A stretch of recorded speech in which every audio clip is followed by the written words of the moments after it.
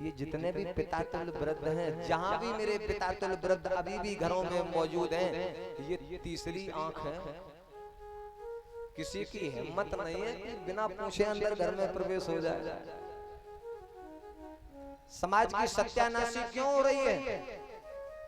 समाज की सत्यानाशी क्यों हो रही है? जब से ये वृद्धाश्रम खुले हुए हैं। अरे बोले इन पुरखों को यहां से हटा दो, फिर तो liberty is my birth right, स्वतंत्रता मिल जाएगी, फिर आराम से जो मन आवे सो करो। इसीलिए तो समाज की सत्यानाशी हो रही है। जब वयोवृद्ध मेरे पिता तुल्य दरवाजे पर बैठा करते थे तो किसी हरामजादे की चाल नहीं तो जो अंदर घर में प्रवेश कर जाए। मैं ये कहता हूं कि प्यारे, आज की अगर महंगाई में एक नौकर भी करोगे तो माता पिता जितना वफादार नहीं होगा।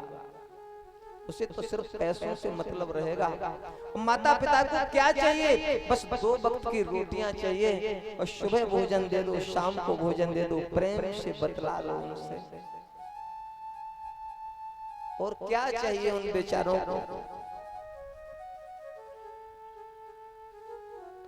हमारे वर्धना में भी वृद्धाश्रम खुला हुआ है। प्यारे, जब वहां से गुजरता हूं तो आंखें भर आती हैं। कौन ऐसा वृद्ध होगा पिता मेरा, कौन ऐसी वृद्धा होगी मेरी माता पिता जो अपने नाती और बेटों के साथ में नहीं रहना चाहती थी। प्यारे, ये कुछ दिन पोस्ट पढ़ रहा था,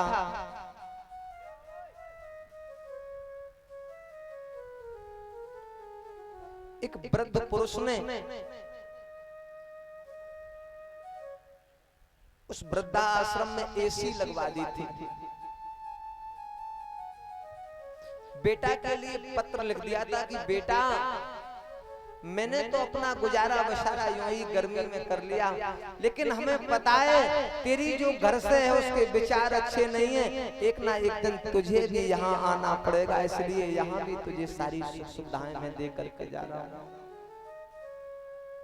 पिता वो जीवन की शख्सियत है। प्यारे, जब तक पिता है सारे साकार सपने हैं, जितने भी बाजार के खिलौने हैं वो सारे अपने हैं। पिता के ना रहने पर बच्चे को अवगत होता है कि पिता की छत्र छाया जीवन में क्या हुआ करती है। जीते जी पिता की कद्र करो भैया।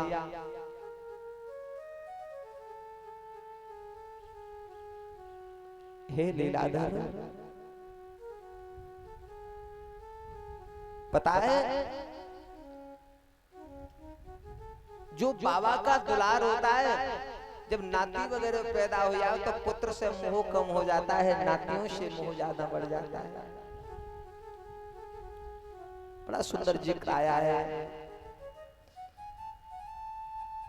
गरीब परिवार में गुड़िया रहती थी।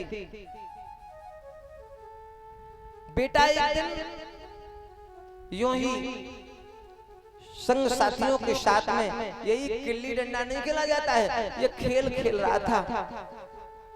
बेटा की वो किल्ली उठकी और आंख में लगी। वृद्धा माता इलाज के दौरान डॉक्टर से कहती है कि डॉक्टर साहब, किसी तरह से मेरी बेटा की आंख ठीक हो जाए। तो डॉक्टर ने कहा कि मैया देख, अगर इसके बदले में कोई दूसरी आंख मिल जाए तब तो बेटा की आंख ठीक हो सकती है, अन्यथा नहीं। तो वृद्धा ने कहा देखो, मेरा थोड़ा जीवन बचा है, डॉक्टर साहब मेरी आंख निकाल लो, लल्ला के आंख वो डाल दो। डॉक्टर ने वही किया। साहब, बेटा को बड़े दुखों के साथ में पाला, अंतोगत्वा पढ़ा लिखा करके तैयार किया। बेटा की नौकरी लग गई। नौकरी लगने के बाद में कुछ दिन तक देश में रहा, उसके बाद में विदेश में चला गया। मैया का अंतिम समय नजदीक आ चुका था। एक दिन बेटा को पत्र लिखा कि लल्ला, मैं तुझे देखना चाहती हूँ। अब मेरे जीवन का बहुत समय शेष नहीं बचा, मुझे यही लालसा हृदय में उत्पन्न हो रही है कि मैं तुझे देख पाऊं। बेटा ने उधर से पत्र भेजा, माँ बहुत जरूरी काम है, कुछ दिन के बाद आ जाऊंगा। धन्य है लीलाधर। समय बीता, माता की तबीयत बिगड़ती गई। एक दिन अपने पड़ोसियों से कहा है कि भैया हमें टेलीफोन करा दीजिए, बेटा से बात करा दीजिए। पड़ोसियों ने कहा ठीक है। माँ को उठा करके अपने घर ले गए। बेटा से अंतिम बार बात हो रही है। लल्ला तुझे पता है मैंने पूरा जीवन तेरे लिए लगा दिया। जब मैंने अपनी आंख तेरी आंख तुझे दे दी तो लोग मुझसे कानी कानी कहा करते थे, तो मैंने उसकी भी कोई परवाह नहीं की। क्यों? मैंने आंख किसी दूसरे को नहीं दी है, आखिरकार मैंने अपने बेटा को कोई आंख दी है। लालसा थी जीवन की कि अंतिम बार तेरे और दर्शन कर लेती।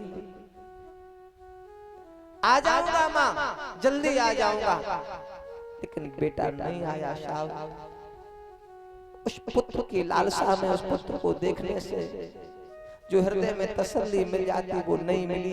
एक दिन वृद्धा माता का देहावसान हो गया। लोगों ने टेलीफोन करके बताया कि अरे भैया तू नहीं आया, तेरी माता का तो देहावसान हो गया। बेटा आया और रोने लगा।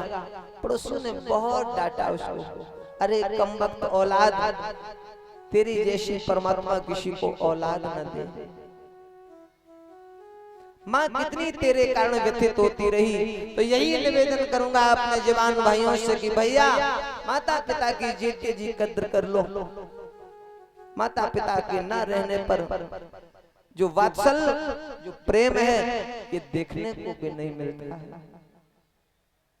हे लीलाधर, वैसे अगर देखा जाए, जब से देश में शिक्षा का महत्व दिया गया, सबसे ज्यादा अगर कोई भारत देश में साक्षरता वाला राज्य है तो वो है केरल। सबसे ज्यादा साक्षरता वाला अगर कोई राज्य है तो वो अपने देश भारत का राज्य है केरल। और सबसे ज्यादा अनाथालय चाचा जी केरल में ही बने हुए हैं।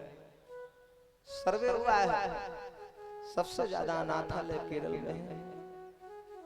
शिक्षा का मतलब ये तो नहीं था कि अपने वृद्ध माता पिता को भूल जाओ। शिक्षा और दीक्षा जीवन में बहुत उपयोगी है। शिक्षा का अभाव रहा तब भी जीवन चौपट हो जाएगा, और दीक्षा का अभाव रहा तब भी सब जीवन चौपट हो जाएगा। ये एक दूसरे के पूरक हैं। इसलिए यही निवेदन करता हूं अपनी जवान पीढ़ी से कि भैया अच्छी बात है आप लोग विवेकी बन रहे हो, विवेकी के साथ साथ में विवेकशील भी बन जाओ तो जीवन का महत्व बदल जाएगा, जीवन कृतार्थ हो जाएगा।